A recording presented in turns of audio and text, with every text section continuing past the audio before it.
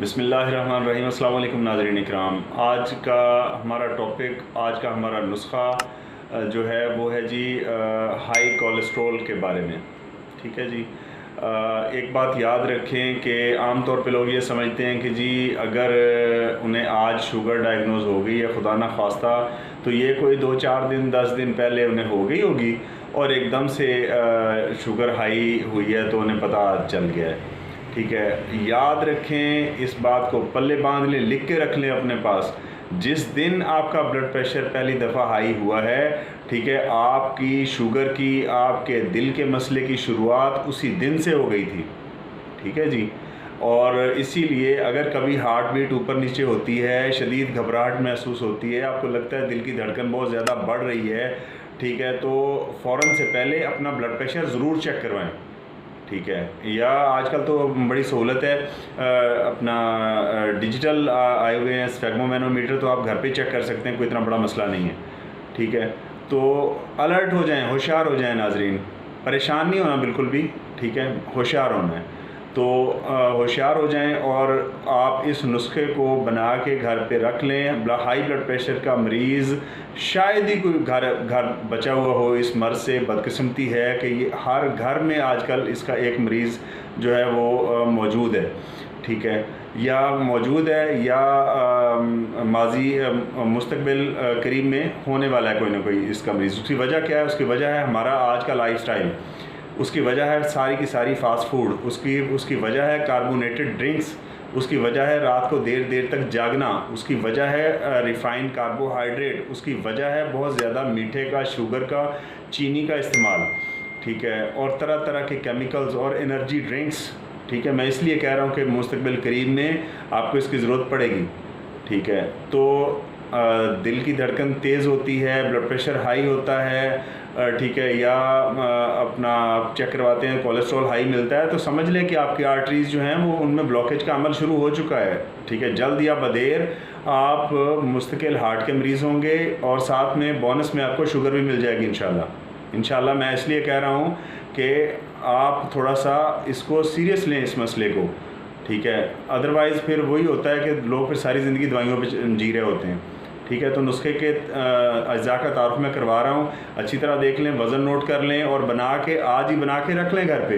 ये blood pressure की बड़ी बेहतरीन दवा है, आपके कोलेस्ट्रॉल को कवर करेगी। आप आज से इस्तेमाल करना शुरू कर दें, आपका कोलेस्ट्रॉल लेवल नीचे आना शुरू हो जाएगा। जो चीज़ें मैंने इसकी रूट काज जो बताई है, वो सारी की सारी ग़िज़ाएँ आप बंद करें फ़ौरी तौर पे।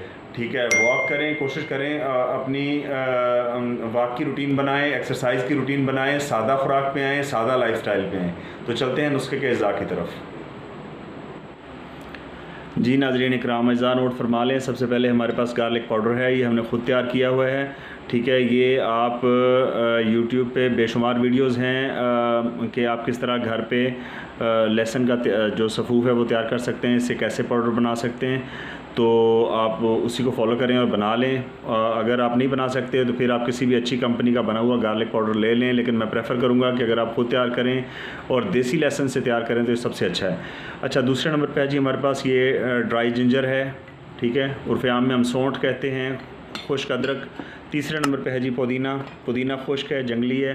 ठीक है, साफ़ सुथरा लेना है और इसमें से लकड़ियाँ वकड़ियाँ निकाल देनी है, सिर्फ इसमें पत्ते शामिल करने हैं। चौथे नंबर पे बड़ी इलायची है। ठीक है, तो नुस्खे में मौजूद 4 अज़ा हैं, चारों का तारुफ आपसे हो चुका। और अब है जी इसका यानी तरीका इस्तेमाल और इसकी तरकीब तैयारी। जी नाज़रीन इकराम, अज़ा का तारुफ हो चुका, अज़ा की पहचान आपको मैंने करवा दी। अब है जी इसका तरीका इस्तेमाल, तरकीब तैयारी और इसके वज़न। ठीक है, तो नोट फरमा लें कि इसमें जो पुदीना है, बड़ी इलायची है और सौंठ है। ठीक है, इन तीनों का वज़न बराबर होगा। अगर ये 50-50, अगर एक 50 ग्राम है तो ये तीनों बाकी 50-50 ग्राम होंगी। ठीक है, और अगर हमने इनमें से किसी मसलन जैसे मैंने अर्ज़ की है कि एक जुज़ 50 ग्राम है तो बाकी 50-50 ग्राम हो गए।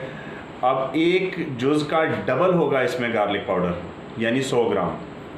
50 ग्राम इसमें आपका पुदीना है, 50 ग्राम सौंठ है, 50 ग्राम इसमें बड़ी इलायची है और 100 ग्राम गार्लिक पाउडर है।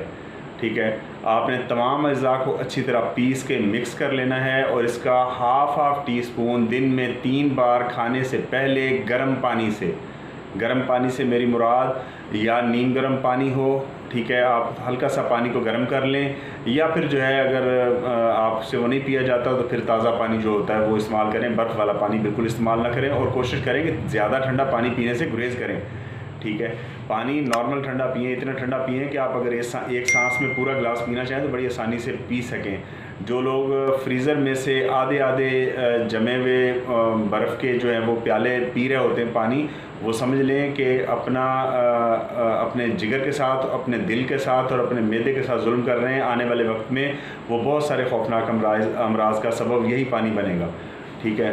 तो मेरा ख्याल है अब कोई चीज़ रह नहीं गई इस हवाले से जो मैंने ना बताई हो।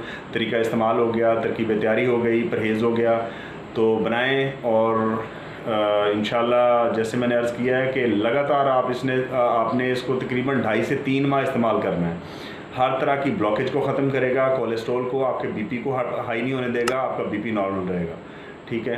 तो अपने गिरदोनवा में रहने वाले तमाम लोगों का ख्याल रखें, अपने इस चैनल का भी।